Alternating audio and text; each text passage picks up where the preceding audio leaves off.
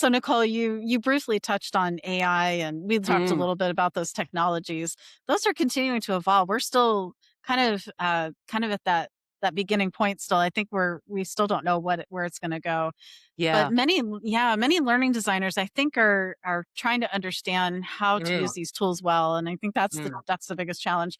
So in your view, what parts of learning design should remain deeply human even as technology becomes more present in our daily work? Yeah, we really live in an era where we can't predict what's gonna happen, can we? Um, Right.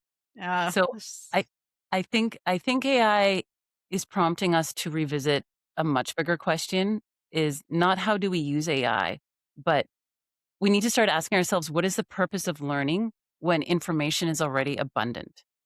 AI, for example, you know? And I think it's really changing how many of us see the value of information. So, like, for example, AI is excels at generating, summarizing, organizing, explaining, you know? But these efficiencies also remove the very process through which people learn. So while answers are now easier to generate, the human side of interpretation, judgment, and shared meaning making becomes even more important, you know, to have that, even that friction and dialogue with your peers. Like, when I was studying to be an instructional designer, you know, you're learning through the modules, you're taking notes, and it's like, "Okay, I understand, da da da da da." Then you talk to your colleagues in your community, and they took something totally different, and you're like, "Oh my goodness, yeah, that never occurred to me," you know? And it's not even just putting things into practice in the application, it's the reflection afterwards, because that's when learning actually happens, you know? Um, so this is a time when judgment matters more than execution, and sense making matters more than speed. Because yes, we can find information, but how are we evaluating, recognizing bias, integrating multiple perspectives? You know, these are those higher order thinking skills that have fallen to the wayside, which we need to bring right back to the forefront and keep humanity at the center.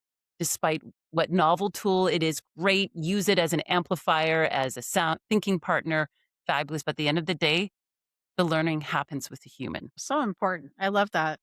And Nicole, I had someone on my podcast yesterday that I interviewed, and he's an English composition and writing professor at a college. And he said it's very similar things too. And he said writing and that critical thinking and all those elements that you just mentioned have to come back to the forefront because we're Yeah. losing that. And he even developed his own AI tool for them, and it doesn't write for them. It's called Smartleby, but it doesn't write for them. But it actually they can feed their rough draft or their outline into it, and especially like the rough draft, but it can help them kind of come up with some ideas, right? But then they still Mm, have to do the writing, and then they can put their rough draft in there and say, okay, where can I improve and things like that. Then they yeah. go and they write it, get instructor feedback, right?